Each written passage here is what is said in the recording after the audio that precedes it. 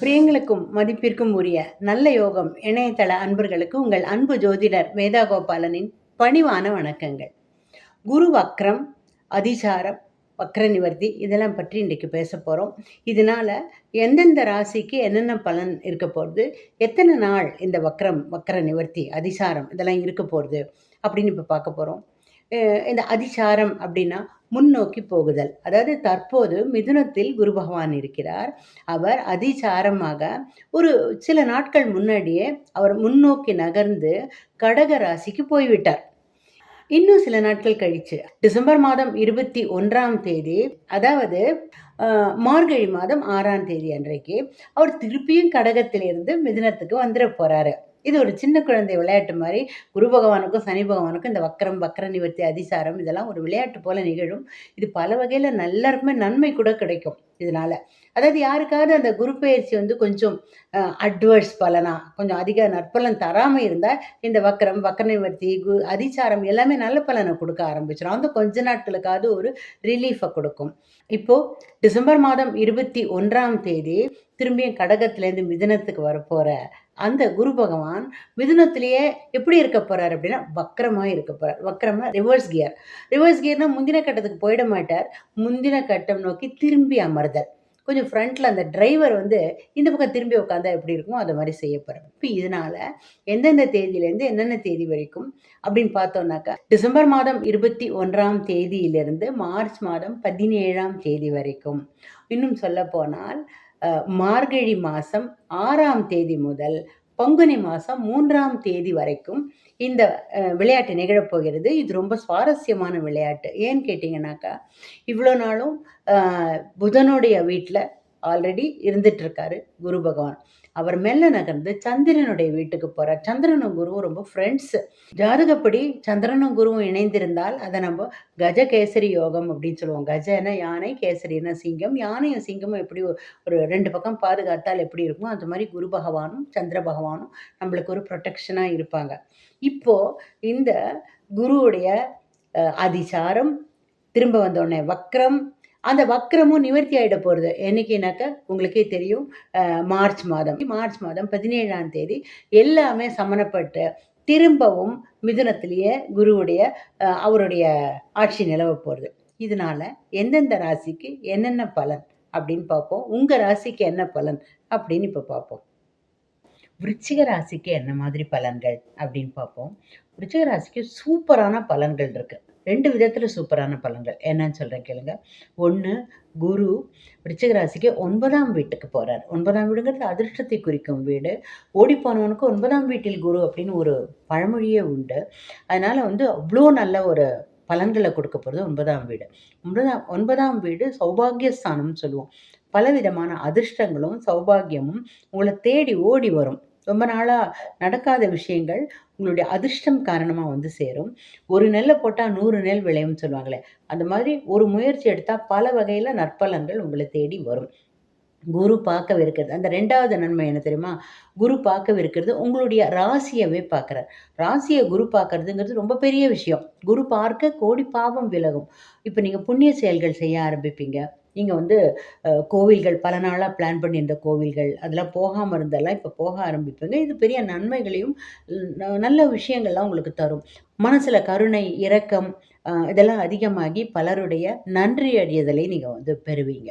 அடுத்தது, உங்களுடைய செயல்கள் ஆஃபீஸில் அல்லது ஆஃபீஸ்லேயோ, ஸ்கூல்லையோ, பிஸ்னஸ்லேயோ, இல்லை வீட்லேயோ, எந்த இடமா இருந்தாலும் நீங்கள் செய்கிற செயல்கள், கல்லூரியிலையோ, நீங்கள் மாணவராக இருந்தால் ஸ்கூல், காலேஜ், ஒர்க் பண்ணுறவங்களா இருந்தால் ஆஃபீஸு, பிஸ்னஸ் பண்ணுறவங்களா இருந்தால் உங்களோட பிஸ்னஸ் ஸ்பாட்டில் சில கடகடன்னு அழகான முடிவுகள் எடுத்து எல்லாமே சக்ஸஸ்ஃபுல்லாக அமைய போகிறதுங்க. நீங்கள் எடுக்கிற எல்லா முடிவும், இந்த அதிசார பலன், அந்த அதிசார காலகட்டத்தில் நீங்கள் எடுக்கிற எல்லா முடிவும் பங்குனி மாதம் வரைக்கும் எல்லாமே நல்ல பலன்களை தான் தரப்போகிறது உங்களுக்கு. அடுத்தது, குரு பார்க்கவிருக்கிறது உங்களுடைய 3ஆம் வீட்டை. உங்களுடைய சகோதர சகோதரிகளால் உங்களுக்கு பெரிய நன்மைகள் வரும். அவங்களுக்கும் இத்தனை நாளாக நடக்காத ஒருவேளை கல்யாணத்துக்கு காத்துட்டு இருந்தாங்களா, நல்ல காலேஜ் அட்மிஷனுக்கு காத்துட்டு இருந்தாங்களா, இல்லாட்டி குழந்தை பிறக்காம குழந்தை பேருக்காக காத்திருந்தாங்களா, இல்லை நல்ல உத்தியோகம் கிடைக்கலன்னு காத்திருந்தாங்களா, எல்லாமே கடகட நடக்க ஆரம்பிக்கும். வெளிநாட்டு சான்சஸ் உள்பட எல்லாமே ரொம்ப நல்லா நடக்கும். அடுத்தது குரு பார்க்கறது உங்களுடைய 5ஆம் வீட்ட பார்க்குறாரு. அதனால வந்து உங்களுக்கு சில நன்மைகள், தடைப்பட்டிருந்த நன்மைகள்லாம் உங்கள தேடி வரும். பெரியவர்களோட ஆசீர்வாதங்கள் உங்களுக்கு கிடைக்கும். அ மகான்கள் தரிசனம், கோவில்கள் தரிசனம் எல்லாமும் போவீங்க. எது செய்தாலும் கூடவே அதில ஒரு ஆன்மீக, தெய்வீக டச்சோடயே செய்வீங்க நீங்க. இந்த வயதானவர்களுக்கு உதவுறது, அப்புறம் வந்து ஏழை எளியோருக்கு உதவுறது, இது போல நற்செயல்கள செய்து, அவங்களுடைய ஆசீர்வாதங்களையும் நீங்க நிச்சயமா வாங்குவீங்க. இதனால குரு அதிசாரம் அப்படிங்கிறது விருச்சிக ராசிக்கு ரொம்ப சூப்பர் பலன்கள தரவிருக்கிறது. Good luck, all the best. இந்த அதிசாரத்துக்கு எந்தெந்த ராசிகள் பரிகாரம் செய்யணும்? என்னென்ன பரிகாரம் செய்யணும் அப்படின்னு கேட்டீங்கன்னா, என்ன கேட்டா எல்லா ராசிகளுமே எப்போதுமே குரு பகவானுக்கு செய்யறதுனால நம்மளுடைய வாழ்க்கை தரம் மேம்படும். சுப நிகழ்ச்சிகள் அதிகமாகும். பணவரவு அதிகமாகும். கல்வி, செல்வம், ஆஃபீஸ்ல உத்தியோகத்தில குறைபாடு இல்லாம நல்லபடியா போறது. நம்மளுக்கு ஒரு நல்ல ஒரு கைடன்ஸ் ஃபேக்டர், நல்ல டீச்சிங் நமக்கு வழிகாட்டுனர் கிடைக்கிறது. அது எல்லாமே வந்து இதனால ஏற்படும். அதனால நம்ம எல்லாருமே பரிகாரங்கள் செய்துட்டா ரொம்ப நல்லது அப்படின்னுவேன். இருந்தாலும் சில ராசிக்காரர்கள் இன்னும் கொஞ்சம் அதிக கான்சன்ட்ரேட் பண்ணா, இன்னும் கொஞ்சம் கூட அவங்களுக்கு நல்ல பலன்கள் அதிகமா விளையும். ஏன்னா, அவங்களுடைய மறைவிடத்தில குரு போயிருப்பாரா இருக்கும் அவ்வளோதான். மறைவிடத்து குரு கூட பார்வையினால நன்மை செய்துருவாருன்னு நான் கொஞ்ச நேரம் முன்னாடி சொன்னேன். இருந்தாலும் கொஞ்சம் ஒரு பூஸ்டர் மாரி பண்ணிர்லாமே. குறிப்பா ரிஷபம், சிம்மம், துலாம், தனுசு, கும்பம் இந்த ராசிக்காரர்கள் கொஞ்சம் அதிகப்படியா, கொஞ்சம் நல்லபடியா தொடர்ந்து ரொம்ப கான்சன்ட்ரேட் பண்ணி, பாக்கி பேர்லாம் கான்சன்ட்ரேட் பண்ண வேண்டாமான்னு கேட்டீங்கன்னா, எல்லாருமே நல்ல முறையில செய்யணும். இவங்க வந்து they should make it a point. கண்டிப்பா மேண்டேட்டரியா செய்யணும் அப்படின்னு மனசுல வச்சுட்டு செய்தால் ரொம்ப ரொம்ப நல்லது. இப்போ வந்து குருவுக்கான பரிகாரங்கள் சொல்றேன். குரு அப்படின்னாலே உங்களுக்கே தெரியும். குருவாயூரப்பன், தக்ஷணாமூர்த்தி, மகா பெரியவா, ராகவேந்திர சுவாமி, சாய்பாபா, இன்னும் நீங்க வந்து வைணவ சம்பிரதாயத்தில ஆச்சாரியர்கள், ஜீயர்கள், சைவத்தில பார்த்தீங்கன்னாக்கா, நீங்க வந்து ஒரு வேளை சிருங்கேரி மடமோ, இல்ல காஞ்சி மடமோ, எந்த மடமானாலும், இல்லாட்டி குருஜி அப்படின்னு நீங்க யாரையானா ஒரு சில குரு குரு வச்சிருப்பாங்க இல்லையா? சில பேர் குருஜின்னு சில அமைப்புகளுக்கு போவாங்களா இருக்கும். அந்த மாரி இருக்கிறவங்க எல்லாருமே, இப்போ இந்த நான் சொன்னேன் இல்லையா?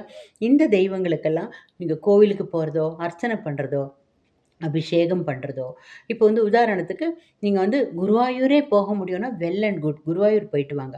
இல்லாட்டி உங்களுக்கு லோக்கல்லயே குருவாயூரப்பன் கோவில் எதுவும் இருந்ததுனாக்கா, அந்த கோவிலுக்கு போகலாம். குருவாயூரப்பனுக்கு நீங்க வியாழக்கிழமையில போனா இன்னுமே விசேஷம். வாழைப்பழம், அதாவது மஞ்சள் நிற பழங்கள், மஞ்சள் நிற பூக்கள் இத ஆஃபர் பண்ணலாம். மஞ்சள் நிற பிரசாதம் செய்வாங்கனாக்கா, அதுக்கு பணம் கட்டலாம். குருவாயூரப்பன் கோயில்லலாம் நம்ம கொண்டு போற பிரசாதத்த அவங்க ஏற்க மாட்டாங்க. அவங்களே பணம் கட்டினா செய்வாங்க. சில பேர் துலாபாரம் எதுவும் குடுக்கணும்னு ரொம்ப நாளா நெனச்சிட்டு இருந்தீங்கனாக்கா, அந்த துலாபாரத்துக்கு நீங்க வந்து ஏதேனும் ஏற்பாடு செய்யலாம். லோக்கல் குருவாயூரப்பன் கோவில்லயே எந்தெந்த வகையான பரிகாரம் விளக்கேத்தலாம். நெய் விளக்கேத்தலாம். நெய் விளக்குங்கிறது ரொம்ப பெஸ்ட்டான குரு பிரீத்தி. அடுத்தது நீங்க இந்த கோவில்களுக்கு வியாழக்கிழமையில போறதோட, வியாழக்கிழமையில பெண்மணிகளுக்கு, பெண்களுக்கு வெத்தல பாக்கு, மஞ்சள் பூ, மஞ்சள் பழம் ரூ. 30 வைத்து கொடுக்கலாம். அல்லது மஞ்சள் கலர்ல ரவிக்க துண்டு வச்சு கொடுக்கலாம். முடிந்தா புடவையோ, சுடிதாரோ என்ன வேணா இல்ல தங்கமே கூட வச்சு கொடுக்கலாம். ஏன்னா என் வாயால நல்லதாவே சொல்லிட்டேன். உங்களால என்ன முடியிறதோ பண்ணலாம் இல்லையா? அதனால முடியும்னா உங்களால வியாழக்கிழமையில விரதம் இருக்கலாங்க. விரதம்னு ஒண்ணு பயங்கரமா நெனச்சுன்றாதீங்க. ஒரு வேள நார்மலா சாப்பிடுங்க. அ தவிர்க்கக்கூடிய விஷயங்கள தவிர்த்து சாப்பிடுங்க. அதாவது வந்து ஒருவேளை நீங்க அசைவம் சாப்பிடுறவங்கன்னா, வியாழக்கிழமையில அசைவத்த தவிர்த்திடலாம். முடிந்தால் வெங்காயம், பூண்டு கூட தவிர்க்கணும் அப்படின்னு சொல்லுவாங்க. அடுத்தது ஒரு வேளை சாப்பிடுறது, இன்னொரு வேளையில நீங்க அ ரொம்ப உடம்பு தாக்கு பிடிக்காதுன்னா டிஃபன் சாப்பிடலாம். அல்லது சமைக்காத உணவுகள சாப்பிடலாம். அதாவது வந்து அ vegetable salad, fruit salad, juices என்ன வேணா சாப்பிடலாம். அது வந்து நாள் முழுக்க நீங்க பானங்களுக்கு எந்த விதமான தடையும் கிடையாது. ஏங்க நானே எல்லா நாளுமே அப்படிதான் சாப்பிடுறேன்னு சில பேர் சொல்லுவாங்க. வியாழக்கிழமை காலையில தலைக்கு தண்ணி ஊத்திட்டு, நான் சொன்ன இந்த குருவெல்லாம் நல்ல பிரார்த்தனை பண்ணிட்டு, நீங்க இந்த பரிகாரத்த செய்யலாம். இந்த விரதத்த ஏற்கலாம். வியாழக்கிழமை நவகிரக சன்னதியில 3 நெய் விளக்கு ஏத்தலாம். முடிந்தா 3 எல்லா வியாழக்கிழமையுமே ஏத்துனா நல்லது. அங்க போக நேரம் இல்லையா? வீட்லயே நான் சொன்ன இந்த கடவுள்கள் முன்னாடி 3 நெய் விளக்கு தனியா அப்பார்ட் ஃப்ரம் நீங்க சாமி சன்னதியில என்ன விளக்கு ஏத்துவீங்களோ, அது தவிரவும் இந்த குருவுடைய படத்துக்கு முன்னாடியும் ஏத்தலாம். முடிந்தால் ஆலங்குடி போயிட்டு வரலாம். தட்சிணாமூர்த்தி அல்லது அந்த மாரியான குரு கோவில்லாம் இருக்குல்ல, தென் தட்சிணாமூர்த்தி கோவில்கள்லாம் இருக்கு. பல இடங்கள்ல இருக்கு. அந்த மாரியான குருவுக்குன்னு எக்ஸ்க்ளூசிவா உள்ள கோவில்கள், ராகவேந்திர ராகவேந்திர மடத்துக்கு போகலாம், காஞ்சி மடத்துக்கு போகலாம்.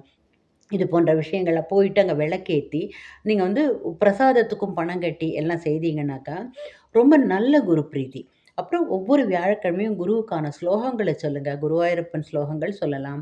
குருவுடைய சிம்பிளா குரு பிரம்மா, குரு விஷ்ணு, குரு தேவோ மகேஸ்வரஹ, குரு சாட்சாத் பரபிரம்ம தஸ்மை ஸ்ரீ குருவே நமஹன்னு சொன்னா கூட, அ அது கூட நல்ல பலன் தரும். மாத்ரு தேவோ பவ, பித்ரு தேவோ பவ, ஆச்சாரிய தேவோ பவ.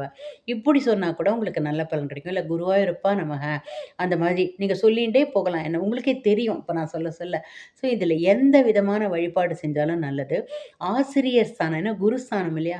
ஆசிரியர்களுக்கு ஒரு நல்லது ஏதாவது ஒரு உதாரணத்துக்கு நான் வியாழக்கிழமை தாம்பூலம் குடுக்க சொன்னேன். அது ஆசிரியர்களுக்கு குடுக்கலாம். புரொஃபஸராவோ, லெக்சரராவோ, ஈவன் டான்ஸ் டீச்சர், பாட்டு டீச்சர், ஹிந்தி டீச்சர் யாரா இருந்தாலும் குடுக்கலாம். இப்படிலாம் செய்தீங்கன்னா, ரொம்ப நல்ல முறையில இது குரு பிரீத்தி அமைந்து, மேலும் நல்ல நற்பலன்கள நீங்க இந்த அதிசார டயத்துல பார்க்கலாம். அதிசாரத்துல மட்டும் இல்ல, அது முடிஞ்ச பிறகும் கூட நீங்க தொடர்ந்து லைஃப்ல இந்த குருவாயூரப்பருக்கு, தட்சிணாமூர்த்திக்கு, மகா பெரியவாளுக்கு, ராகவேந்திர சுவாமிக்கு, சாய்பாபா மேல நம்பிக்கை இருந்தா அவருக்கு தாராளமா செய்யலாம்.